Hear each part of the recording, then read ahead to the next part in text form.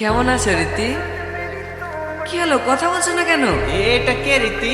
ওই আমাদের পাড়াতেই বাড়ি। কেন মিথ্যা বলছো রীতি? বলে দাও আমি তোমার বয়ফ্রেন্ড।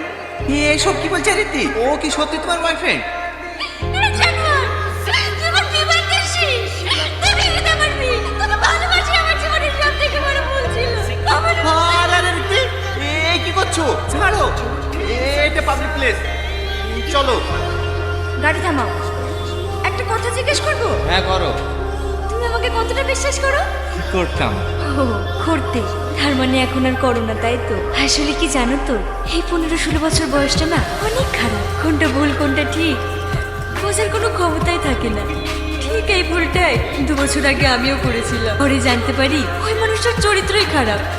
ওর আরো 3-4টে গার্লফ্রেন্ড আছে। সেটা জানার পর থেকে ওকে আমি ঘেন্না করার সাথে কোনো সম্পর্কও রাখিনি। এইসব কথা তোমাকে বলছি কেন? তুমি কোনো চিন্তা করো না, আমি বাড়ি গিয়ে বিয়েটা ভেঙে দেবো। তোমাকে কোনো দোষ নিতে হবে না, তুমি যাও, আমি টোটো ধরে বাড়ি চলে যাবো। টোটোই করে বাড়ি গেলে তোমার স্বামীর দুর্নাম হবে না? শাশুড়ি মা বলবে জামাই এসে মেয়েকে নিয়ে গেল, মেয়ে টোটোই করে আসছে কেন? তখন আমি কি জবাব দেবো? উঠে বসো। এত কিছু জানার পরেও তুমি আমাকে বিয়ে করবে?